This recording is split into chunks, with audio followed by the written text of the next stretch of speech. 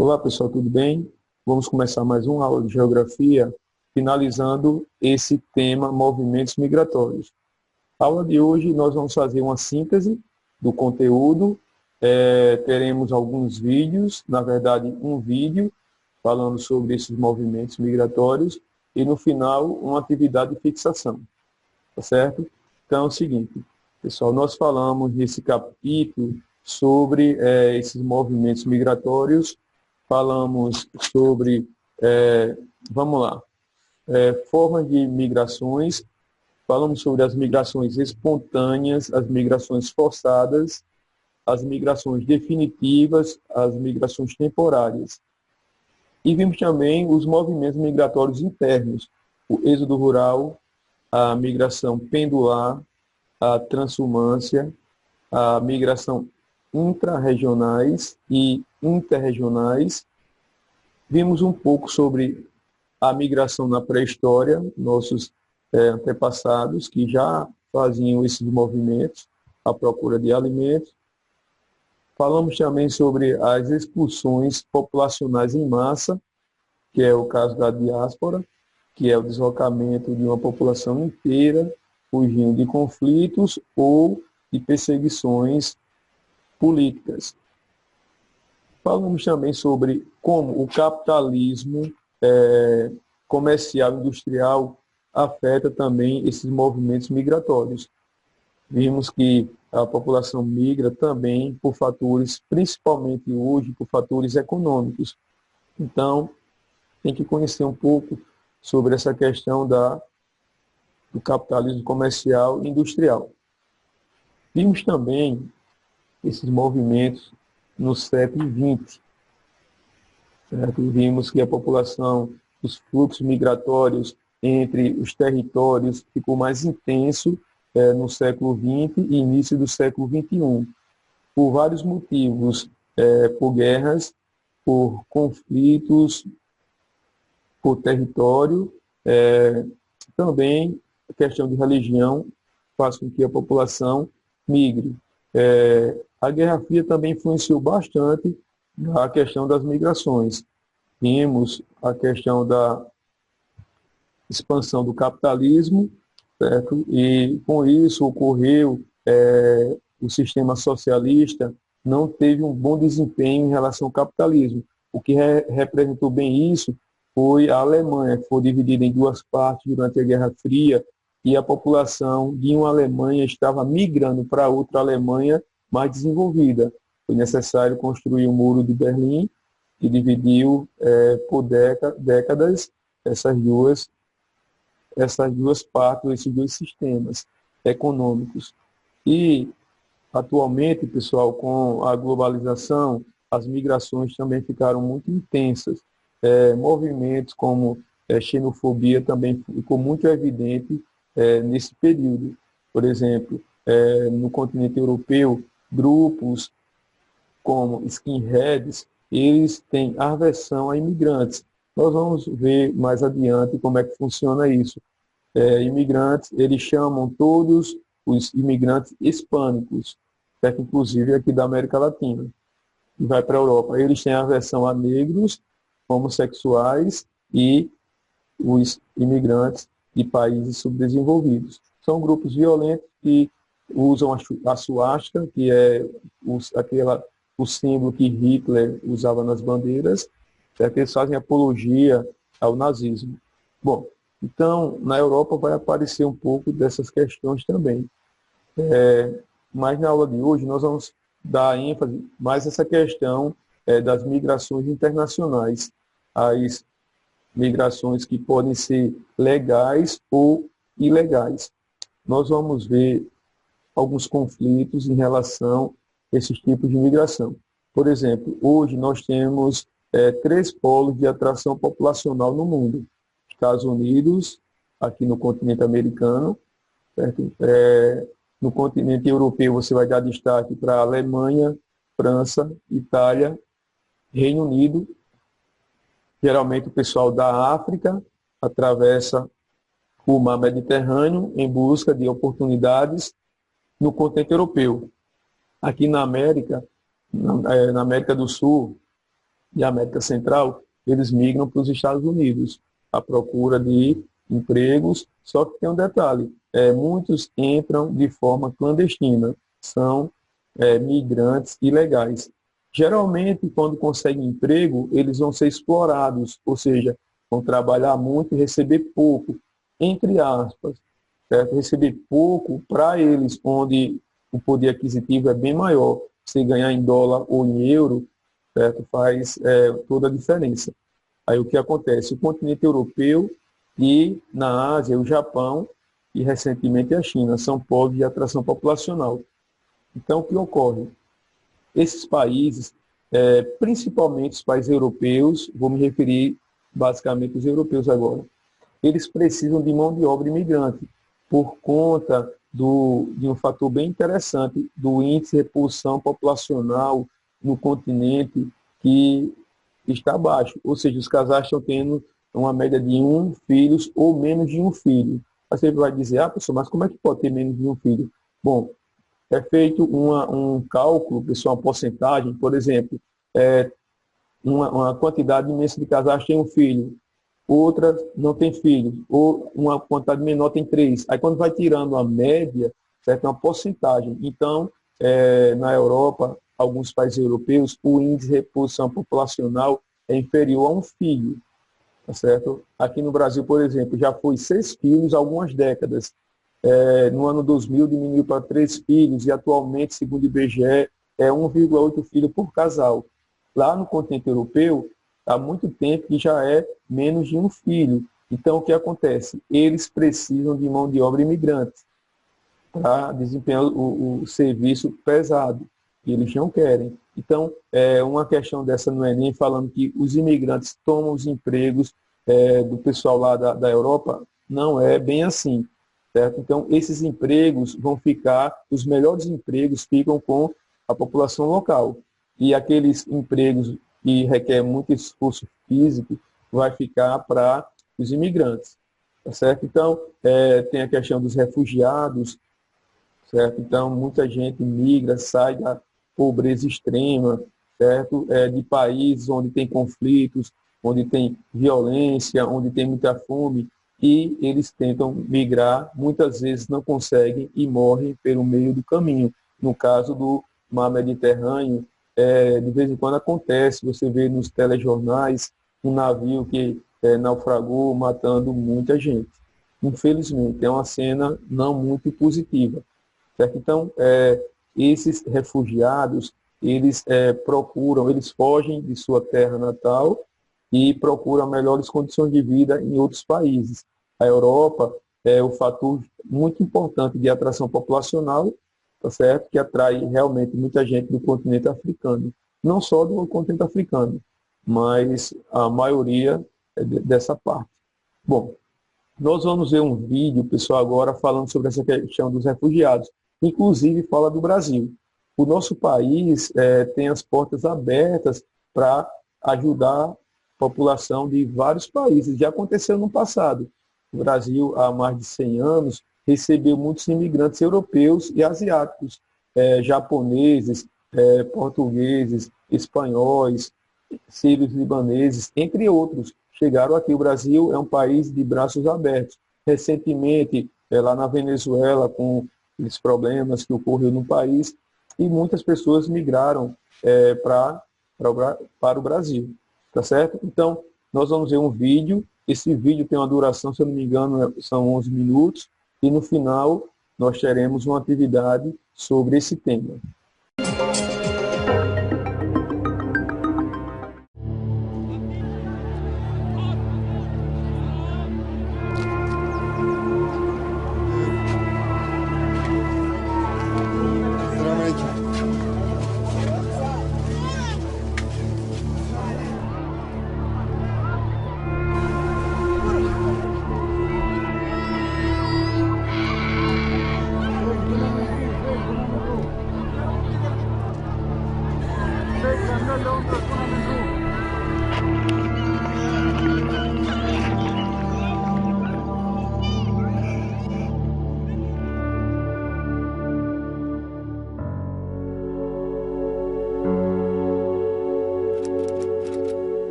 se acercó una muchacha y me dice, ¿qué te pasa? ¿Por qué lloras?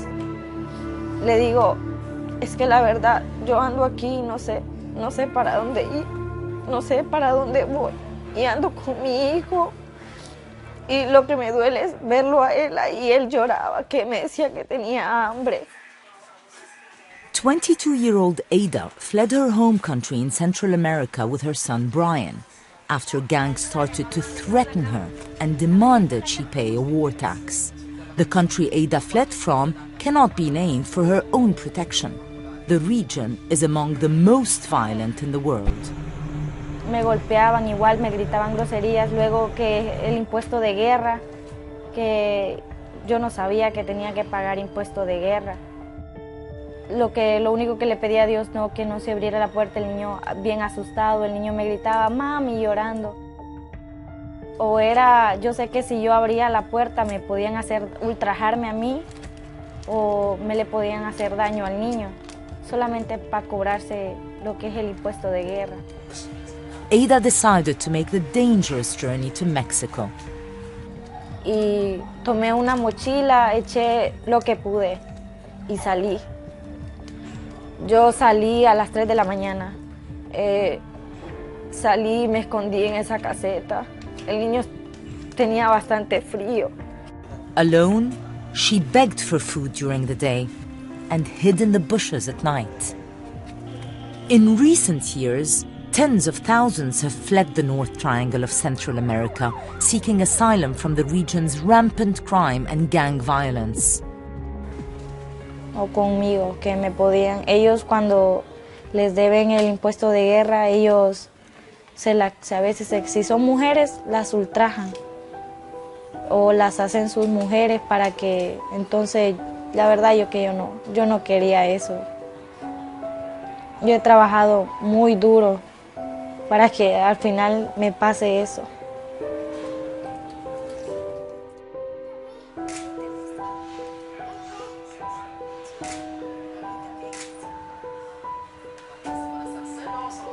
These high figures are not just figures. Behind each one of these 65 million people is a story of fear, of dispossession, of exile, and of hopelessness. We need not to forget that. We need to remember that, to draw from that awareness that these are human beings with human stories. We need to draw from that awareness a renewed sense that we need to tackle this all together, that none of us is exempt from that responsibility.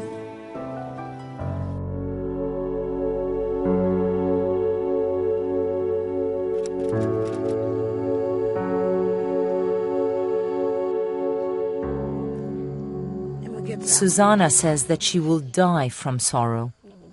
Months ago, she watched in horror as anti-government militia in Burundi violently tore her family apart. Urumva nyine hageze saa sita abana bavuye mu ishuri baje kuruhuka badusanga turi mu rugo ngiye guhiga ibyo kurya ndabaha hanyuma abasoda usanga bakikije bose babatemagurira mu nzu ise we Mariya bamutemesha ishoka muganga kugira ngo ahwane sanga n'imibyimba gusa.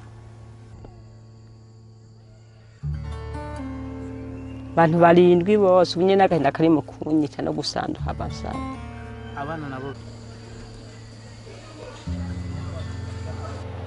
The violent acts weren't solely attributed to anti-government militia. Manasseh, a hospital pharmacist, was arrested by Burundi's pro-government forces. He still bears the scars of his torturous 3-month stay in prison. Hanyuma inuto yamaze kugira baca bakubita mwimbugita ya antuze barambanga kunyama imwe.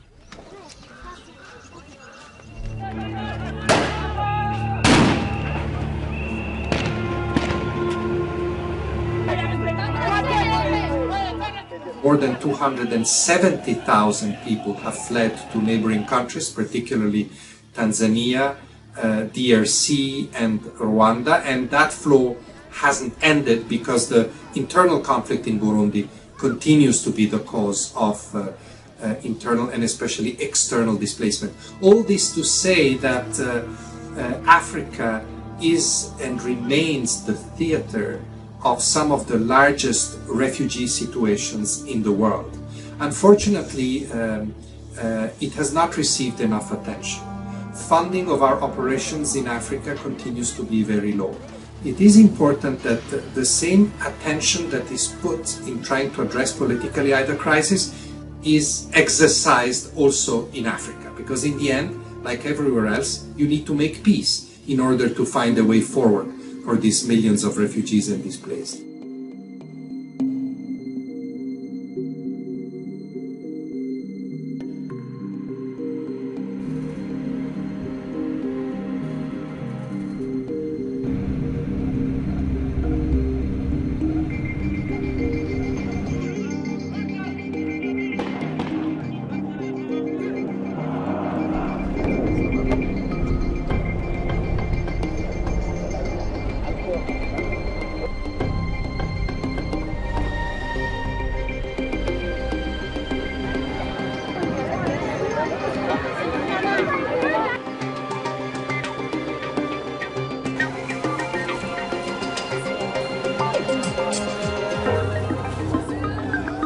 I'm not sure how many years it will take till we eliminate conflict. That would be a long time.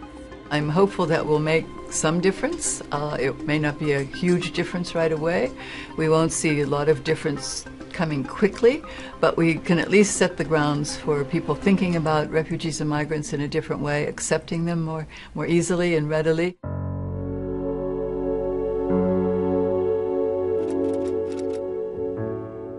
On the Greek island of Samos, volunteers like Gabby are helping refugees who arrive on shore near their home after fleeing conflicts abroad. And then we rush down to here, grab our emergency bags, what includes diapers, the clothes what I'm fixing, milk and juice for the children. Slow! Ready. This extreme situation shows the weird character of somebody. There were some people who just stood there at the harbor, mostly old ladies, and just cried when they saw all these wet small children. Some of the people, I think, act aggressive because they cannot actually do what they want.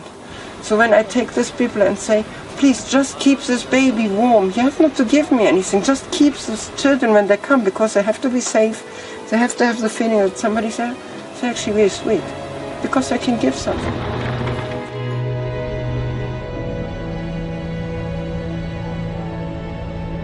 Talk about their needing safety and dignity. You know, they need to have a journey that's safe. They need to arrive somewhere and be welcomed rather than resisted, you know, and pushed back. But they also need to have what we're calling inclusion. As soon as they get somewhere, they need to know that just that they're welcome, but they can begin to learn the language, they can be offered a job, can be offered some skills training or education or a scholarship. That's the kind of thing we're trying to mobilize.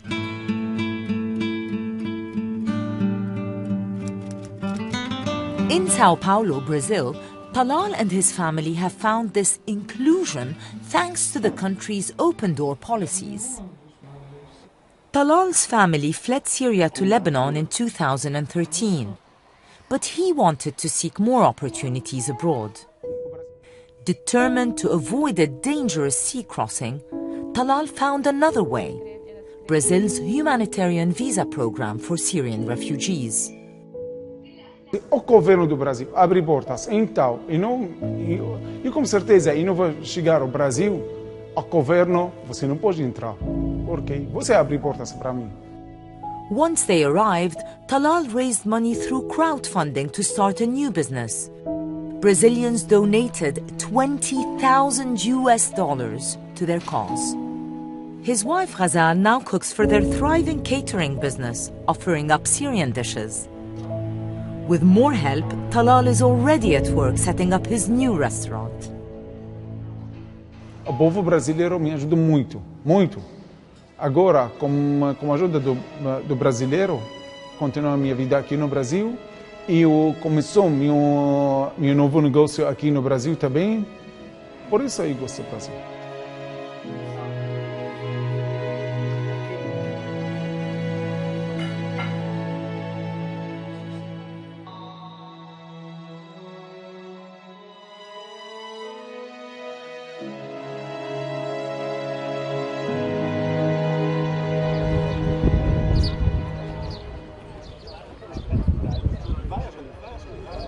7 or 8 countries host more than half the refugees in the world. And likewise, 7 or 8 countries provide more than half of the funding to help the refugees and displaced. This is not a sustainable situation, especially with the problem becoming so big and complex. Remember, refugees are not just the responsibility of a few receiving countries or of a few donors. They're a collective responsibility. If you read the Refugee Convention in its preamble, which was written 65 years ago, that preamble, like the whole convention, still very valid today. It says refugees are an international responsibility.